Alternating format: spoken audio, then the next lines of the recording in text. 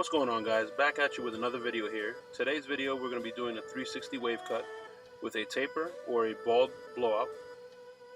We start out by putting a little bit of oil sheen on the hair and brush it in. This helps lay the hair down a little better and just creates a smoother cut in my opinion. So after we brush it in real good, make the hair lay down nice. We use our Andis Masters with the #1 magnetic purple guard with the lever all the way closed. I'm going to begin to cut with the grain. Now it's very important, guys, there's no need to push or apply any pressure when you're cutting with the grain or to angle your clippers. Just lay the clipper flat on the head and let the clipper do the work.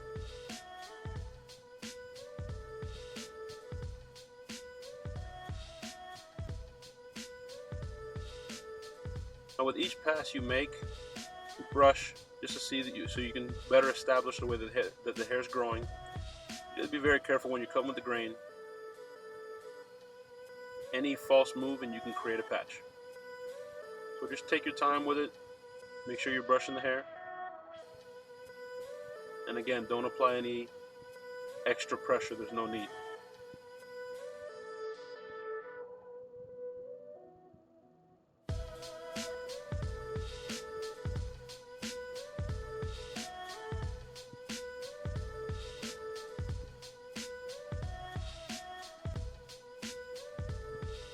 Very important for me to make this video in particular because when I started out as a new barber, it was one of the most nerve-wracking things I had to do was to cut with the grain. I was very afraid to patch somebody up, but it's really just like cutting anything else. As long as you take your time, it should be fine. Now in this crown area where the cowlick is, you have to be extremely careful because the hair is growing on all different directions. So one thing that I do is I use the corners of my blade, and that allows me to have more control over what I'm cutting. And to avoid making a patch.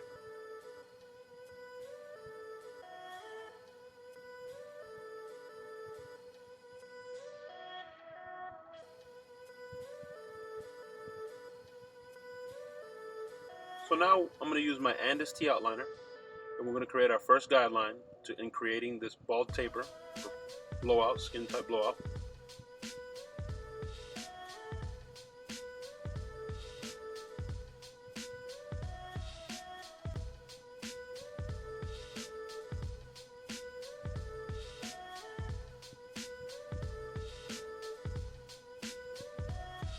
We're going to do the same thing in the back. Just the only difference in the back is that we're going to leave it a little bit longer on the edges, almost creating like a C or an arch in the center. And the reason I leave it longer on the edges, it just creates a more defined look, a crispier edge when you're edging up the back. Now I'm creating a guideline on the other side. Same thing we did on the original side, on the first side.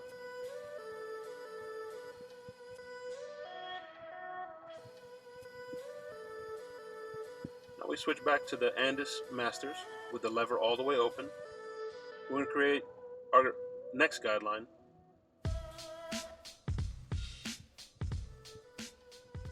After you've created this guideline, this is where we're going to start the blend. So you start closing it in increments, notch by notch, working your way down, all the way down to that 0 in the original guideline that you created with the T outliner.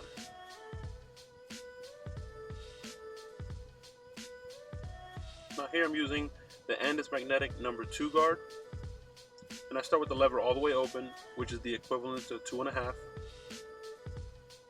We start blending. Make sure you get behind the ears, and normally I just try and stay away from the front edge area. Just try and stay in the center between the edge and the ear. Here we have the #1 Andis magnetic guard.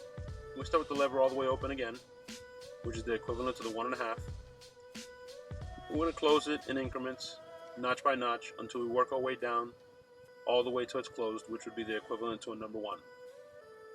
It's very important when you're doing these tapers or blowouts that you use the corners of your blade. That way you don't raise the fade.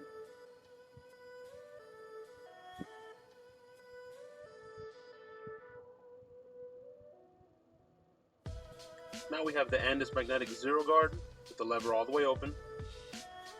And again, using the corners of our blade, we start closing this notch by notch, and and working our way down to the half.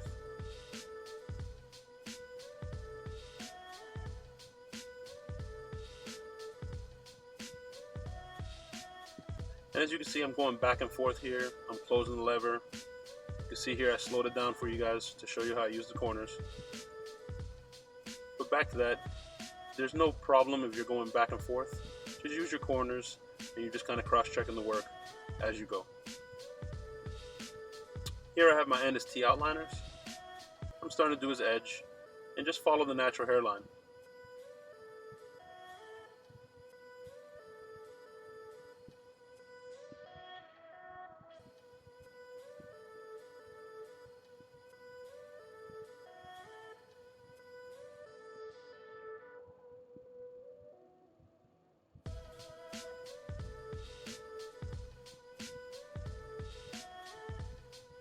Make sure you get real good behind their ears.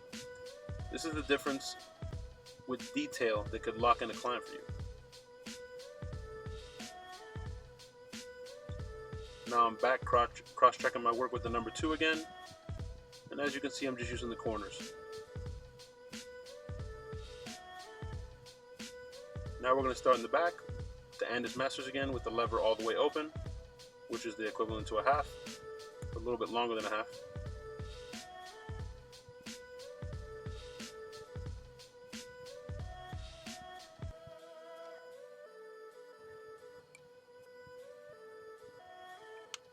We're going to start closing this notch by notch in increments.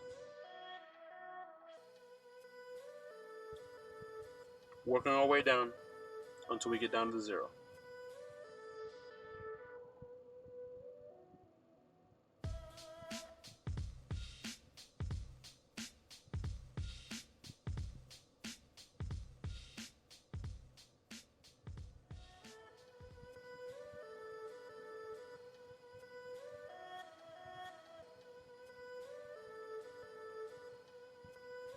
Here we have the end is magnetic number 2 guard with the lever all the way open, which again is the equivalent to a 2.5.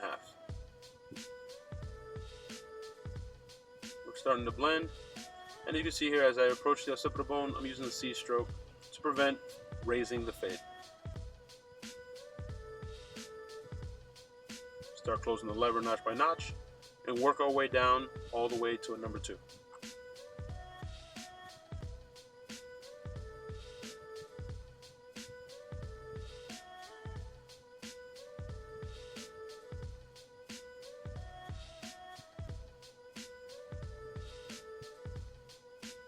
Here we have the end is magnetic number 1 guard, lever all the way open, which is the equivalent to a number 1.5.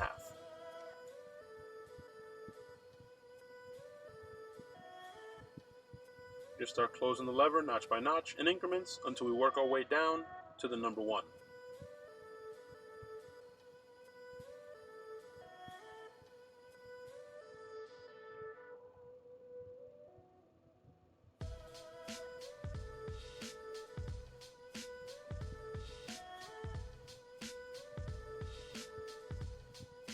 As you can see, when I brush, it changes the way the blend looks. That's why it's so important to brush, guys. And here we have the 0 and this magnetic guard. I'm going to start with the lever all the way open and just slightly tapping it, just using the corners of my blade and closing it all the way down until we have the lever all the way closed.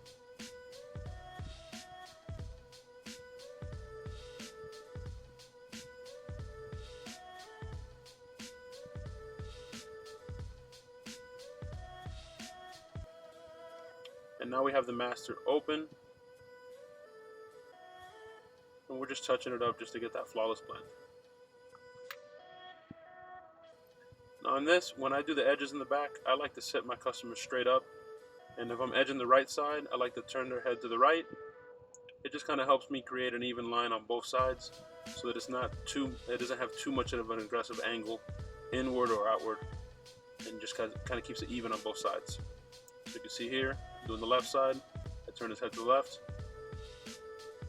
and just tap the edges, no need to press hard.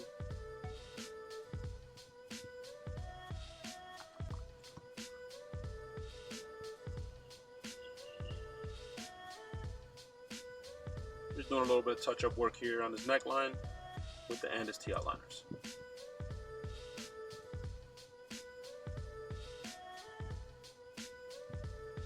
Here we have our and his masters with the lever all the way open, and we're going to repeat the same process that we did on the other side.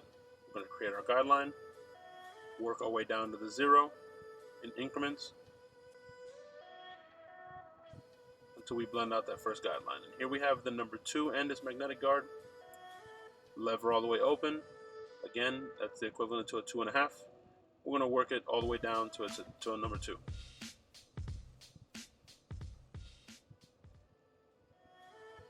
Using our and his magnetic number 1 guard with the lever all the way open, which is the equivalent to a 1.5, and we'll work all the way down in increments until we get it closed all the way to a number 1.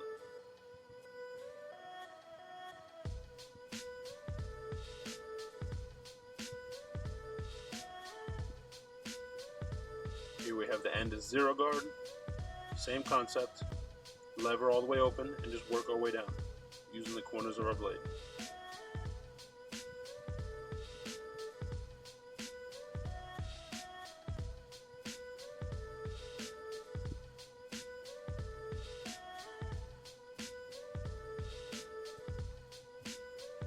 Now we're down to the master with no guard on it at all, and just touching it up to get that flawless blend. Here I'm using my and his T outliners again, and we're edging them up. You want to use the corner of your edger almost like a pencil.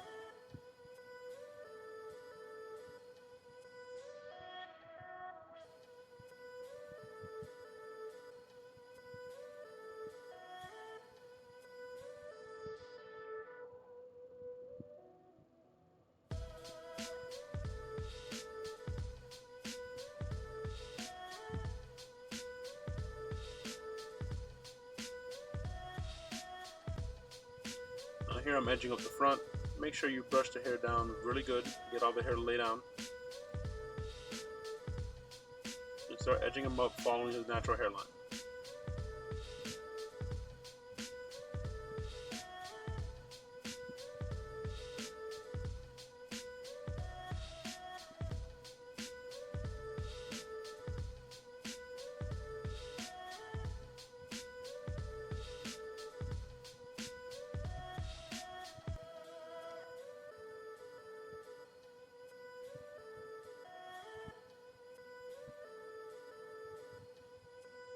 Always use your mirror to cross-check your work. Make sure the edge is straight the way it's supposed to be. Now here I'm using a little bit of color enhancement. And what you want to do is you want to tap on the edge, and then you want to push towards the center of his head. You want to push away from the edge. And then you get a brush and you just brush it in. This is a temporary color. This usually lasts about 2 to 3 days, depending on how hard your client shampoos or cleans that area. It's not necessarily that they can't clean that area, it's just that how hard they scrub.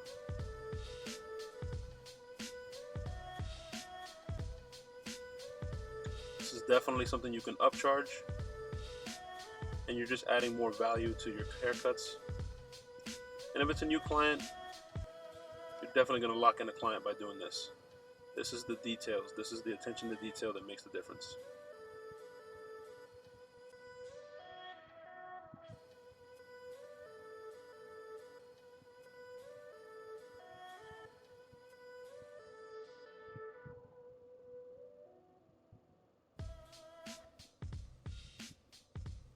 Same thing on this side.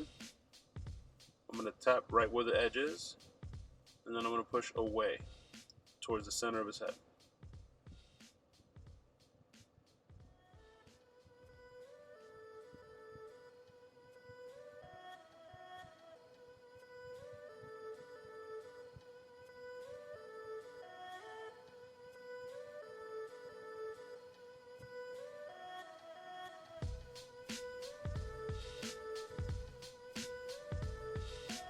After you apply the color enhancement, you want to brush the hair again and just kind of clean up any excess or any overhanging hair in the front.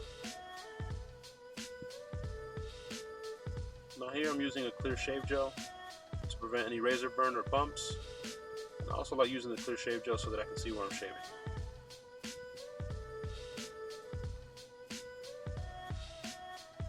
You want to definitely make sure you pull the skin tight and just take your time with it.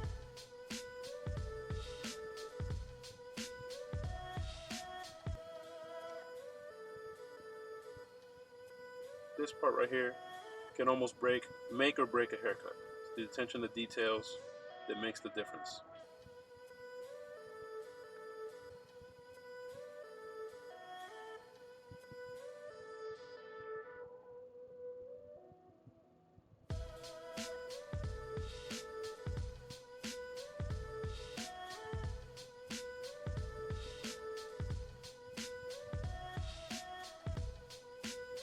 And as you can see here, little barbershop chatter, talking about the NBA playoffs.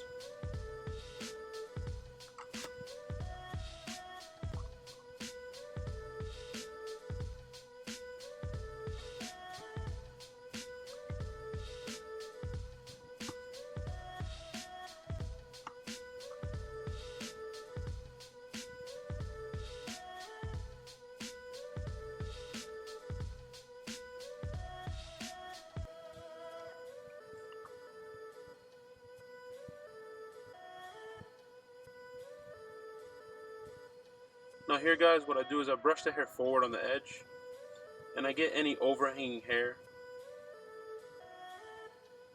that's left, and that's just, again, paying attention to detail. If your customer likes to wear hats or anything like that, that hair might be pushed forward and then it makes the edge not look as crispy as it is. So just brushing the hair forward and getting any of that overhanging hair. Here I'm using my Andis shavers just to bald out the bottom of the taper, and that's the final product. So again, I want to thank you guys for tuning in. Thank you for those of you that have subscribed, those of you that have shared, and as always, I appreciate your time.